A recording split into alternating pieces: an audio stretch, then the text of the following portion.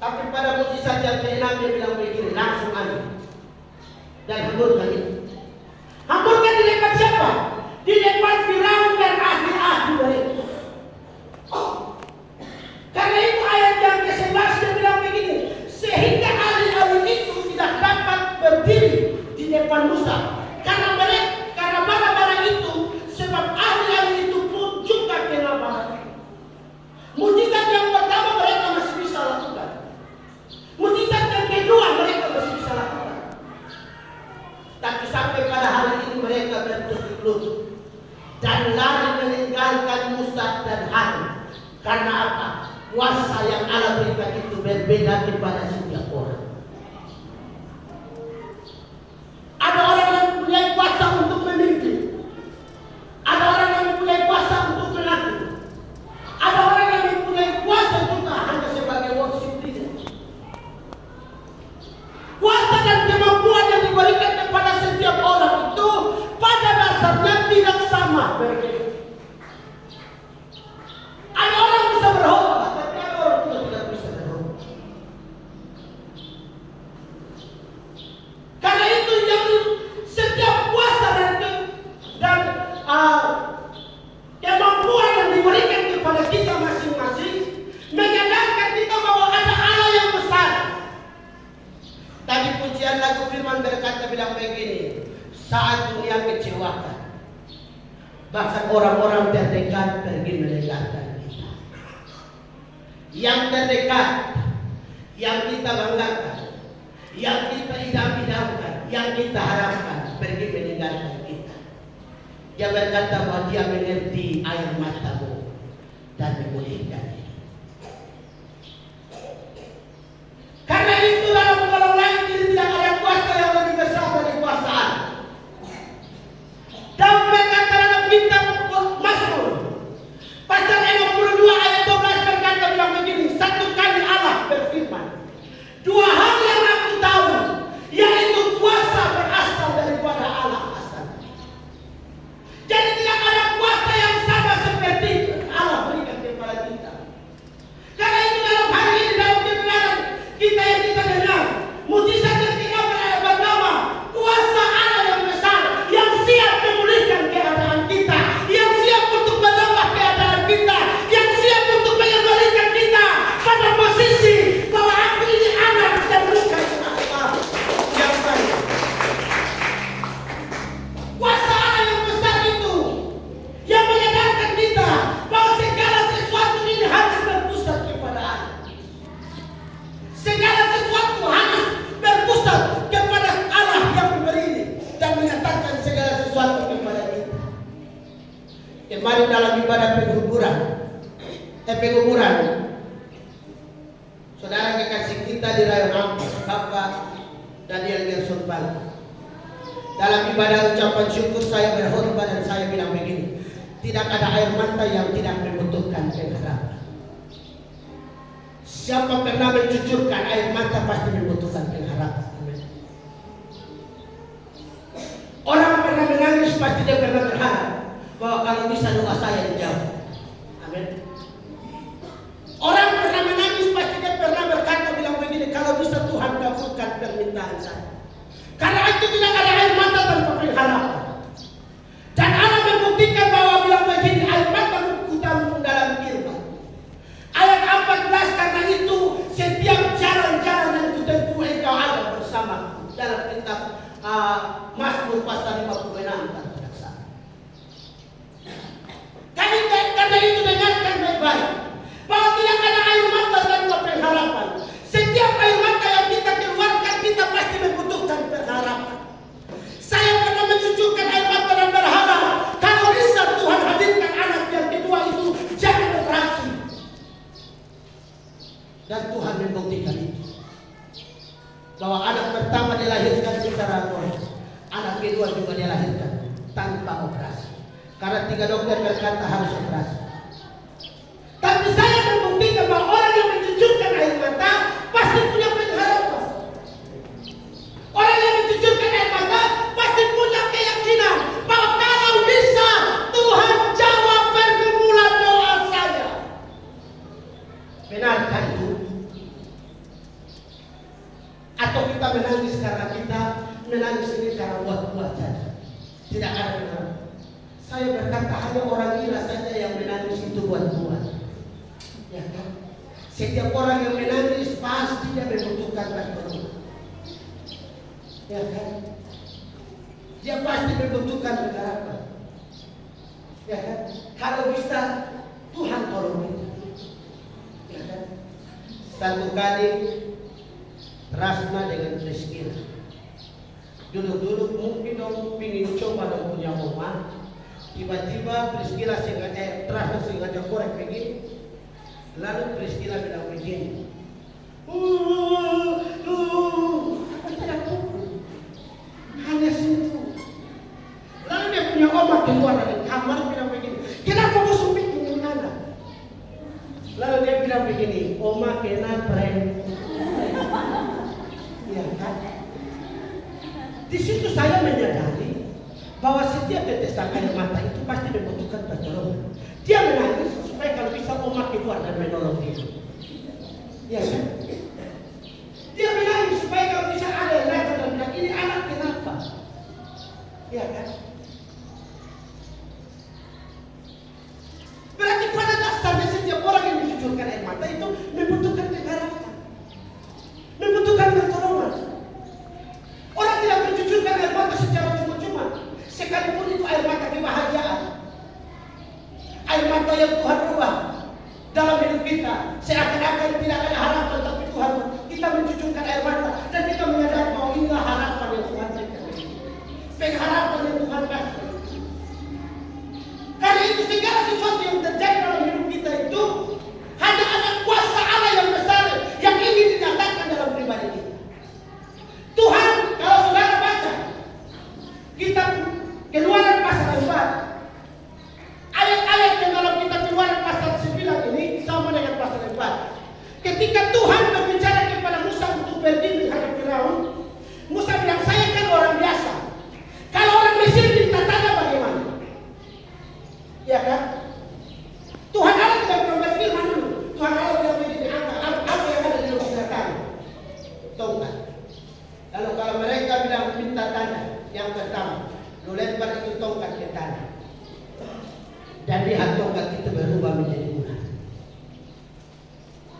Kalau mereka masih tidak percaya lagi, kasih masuk tangan di dalam baju. Kalau keluar tangan itu akan menjadi kusta putih. Setelah itu kasih masuk lagi dan keluar dia akan sembuh.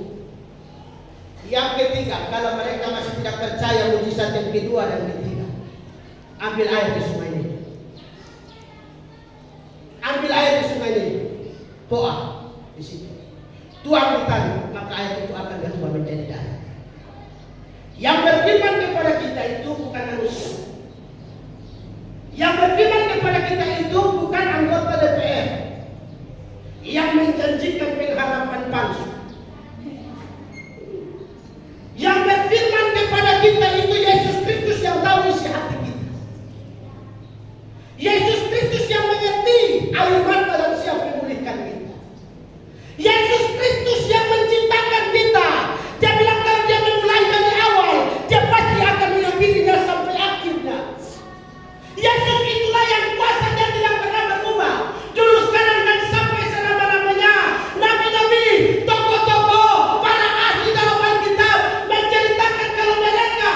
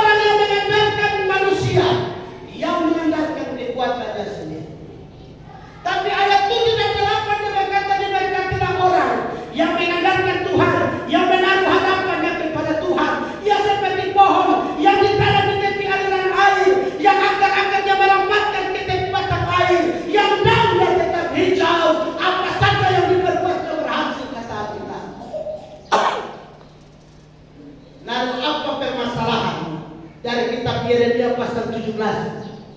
Mari baca pasal 16. Pasal 16 ayat 10 dan 11. Pasal 16 ayat 10 dan 11 berkata bilang begini. Apabila engkau memberitahukan kepada bangsa ini segala perkataan itu, dan mereka berkata kepadamu, mengapakah Tuhan mengancam segala malapetaka yang besar ini kepada kami?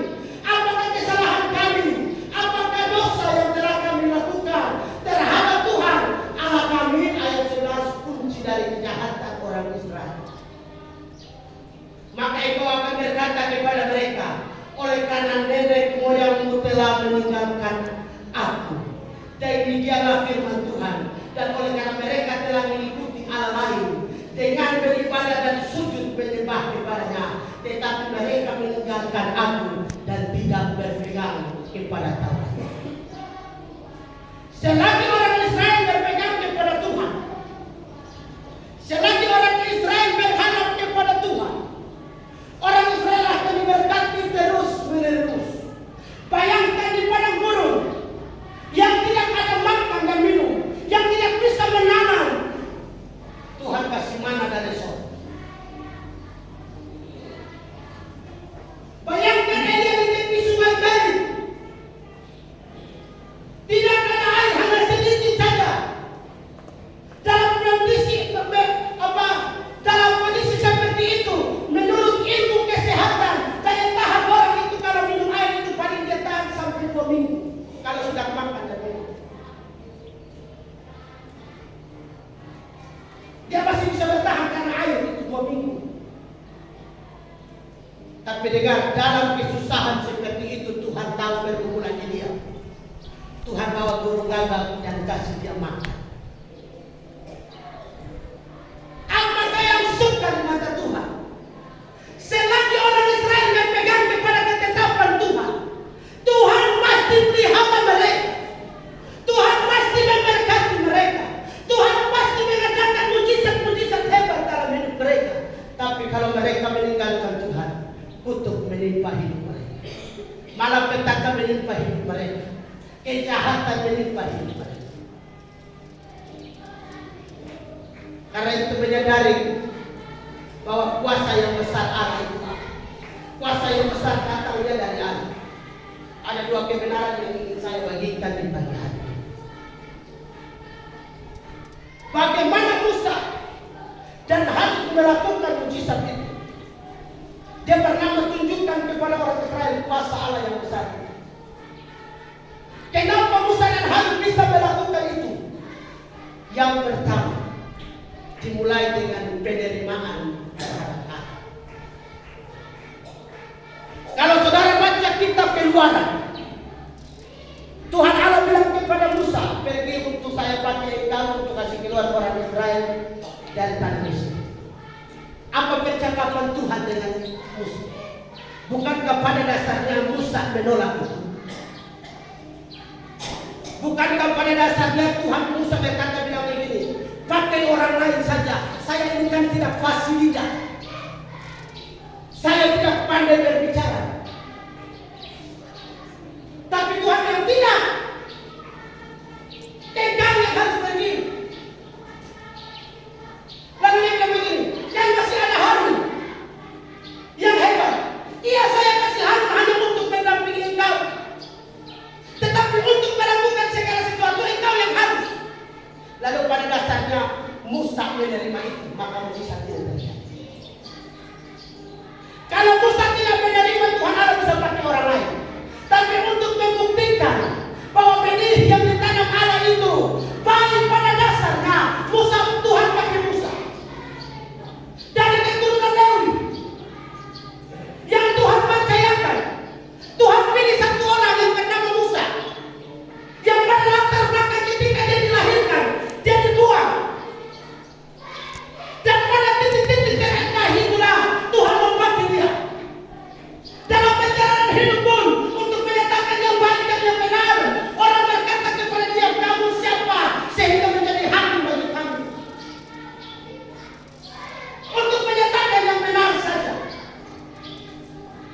Nabi Musa harus lari dari tanah Mesir.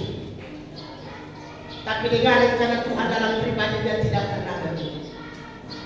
40 tahun lebih ada di sana. Tuhan kembalikan dia dari sana.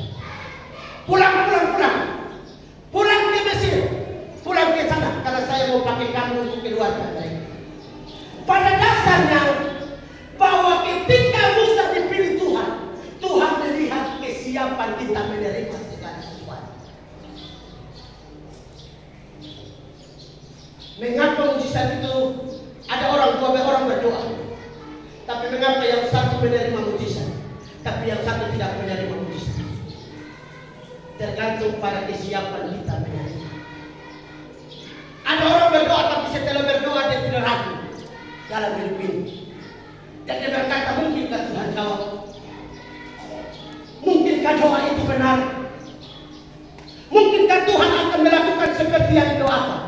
Tapi ada orang yang seperti Maria menyimpan segala sesuatu dalam hati. Karena itu dua orang yang berdoa itu tidak sama. Ada yang bisa menerima, tapi ada yang tidak menerima. Selagi orang itu menerima yang baik dari Tuhan dan menyimpan segala sesuatu dalam hatinya, seperti Maria itu, dia akan melihat mujizat Tuhan dari awal sampai akhir hidupnya. Tetapi kalau engkau berdoa tapi tidak menerima segala sesuatu, percuma. Karena mujizat itu terjadi hanya pada orang-orang yang mau menerima.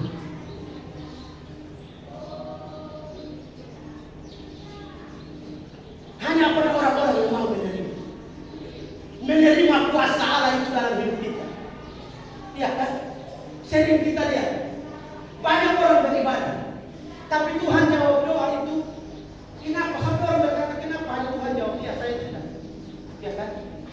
Sering dalam pelayanan kita melihat itu. Ya kan? Alkitab berkata bahwa kalau Tuhan tidak kurang panjang, telinga Tuhan tidak kurang tajam untuk mendengar. Tapi yang menjadi penghambat adalah dosa kita. Dosa itu bukan kejahatan bunuh diri atau membunuh orang, mati orang atau lain. Tidak percaya saja dan menerima itu dosa. Tidak percaya saja dan menerima. Ya kan? Kenapa orang Israel bikin patung di padang gurun? Ketika Musa naik di Gunung Sinai untuk ambil 10 perintah Tuhan. Kenapa orang Israel bikin patung? Karena tidak menerima Allah dengan lurus dan benar. Orang Israel tidak menerima Allah. Sampai mereka berkata orang yang dipakai Tuhan, yang Musa itu saudara, mungkin dia sudah mati di atas sana. Karena Tuhan bilang begini, setiap orang yang berjumpa dengan Tuhan itu harus diingatkan. Kalau sudah mati, kalau berjumpa dengan Tuhan, pasti dia sudah mati di sana. Lalu siapa yang harus kita harapkan? Ketegaran hati orang Israel tidak menerima penyertaan Tuhan. Mereka mengubah untuk disembah. Kalau saya tanya, kira-kira kalau benar Musa mati, Tuhan masih pelihara orang Israel atau tidak? Saya tanya Bapak Ibu saudara sekalian. Kalau seandainya benar-benar Alkitab menceritakan Musa mati ketika terima hukum Taurat itu, kira-kira Tuhan menyertai tidak? Tetap menyertai. Ya kan? Kita lihat generasi ke generasi. Sebagaimana Tuhan menyertai Abraham, Tuhan menyertai Isa. Itu kata kitab Keluaran Kejadian. Kitab Kejadian pasal 17-18 berkata begini, sebagaimana Tuhan memberkati atau menyertai Abraham, demikian pula aku akan menyertai engkau. Kalau Musa mati, Tuhan pasti tetap menyertai.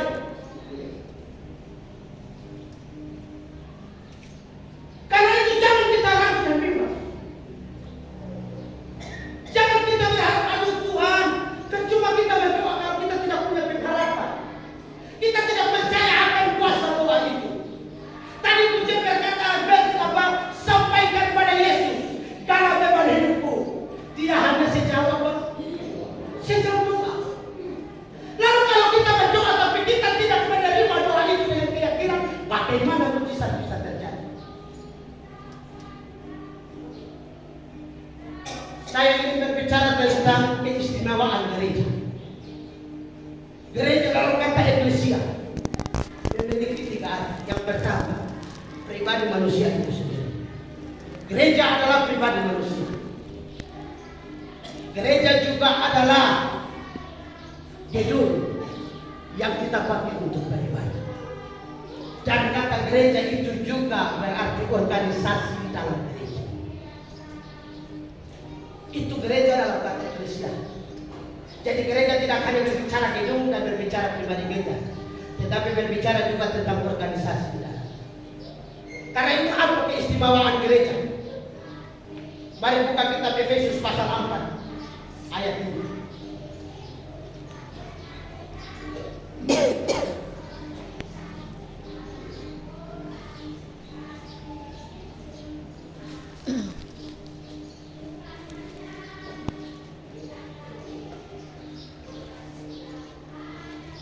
Judul dari pembacaan itu bilang begini: kesatuan jemaat dan karunia yang berbeda-beda. Amin. Benar kan Alkitab Bapak Ibu Saudara sekalian, benar? Kesatuan jemaat dan karunia yang berbeda-beda. Ayat 1, 2, 3 kita lompat. Ayat 6 dimulai. Inilah kesatuan. Satu tubuh dan satu roh. Sebagaimana kamu telah dipanggil kepada satu pengharapan yang tergantung dalam panggilan. Yang pertama, satu tubuh dan satu roh. Gereja harus memiliki satu tubuh dan satu roh. Tubuh itu bernama Yesus Kristus sebagai kepala, dan jemaat sebagai anggota, gereja sebagai anggota-anggota dari kepala itu. Satu roh karena Allah yang menganugerahkan segala pemberian itu. Makanya ada bermacam-macam anggota, bermacam-macam sinode, bermacam-macam denominasi. Itu tapi Allah yang menganugerahkan semuanya.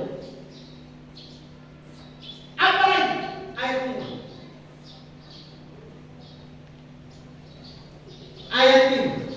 Satu Tuhan, satu iman, satu baptisan. Selagi gereja keistimewaan gereja tidak mengajarkan tentang satu Tuhan, satu iman dan satu baptisan, gereja itu melanggar aturan etika mainan kita. Satu Tuhan bernama Yesus Kristus yang mati di atas kayu salib untuk kita semua. Satu iman, iman itu bernama percaya kepada Allah dan tidak bimbang. Tidak ada iman kepada manusia, tidak ada iman kepada orang hebat. Iman itu hanya bernama iman yang berpusat kepada Allah, Yesus Kristus namanya. Satu baptisan. Apa itu baptisan? Baptisan itu bernama baptisan mereka dalam nama Bapa, Anak, dan Roh Kudus. Kalau kita berbicara tentang baptisan ini nanti ada banyak tanggapan. Kalau menurut aturan, saya tidak memprovokasikan saudara yang ada di tempat ini, tapi saya berpaling kepada Alkitab. Apa tanggapan gereja tentang Alkitab? Baptisan tentang Alkitab.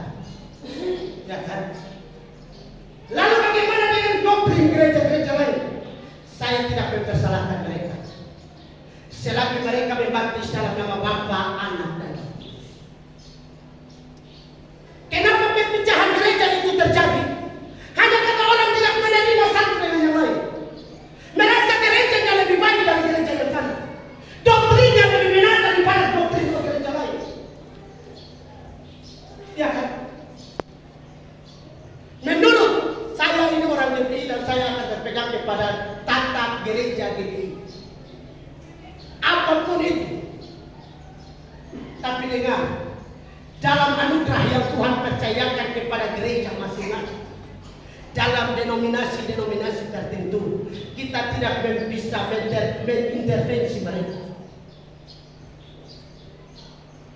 Pemahaman yang Tuhan berikan bagi mereka, tidak bisa kita intervensi mereka bahwa ini yang benar. Ya kan? Coba lihat kenapa gereja lain tidak mau gereja lain. Ya kan? Kalau bicara tentang baptisan ini, ada banyak pengalaman. Satu kali kami dalam perkuliahan, saya bertanya tentang ini kepada dosen saya. Dia bilang begini, dia dosen seminari veter namanya Pendeta Ferdinand. Aduh, orang Sabah. Pendeta Ferdinand, dia orang Sabah.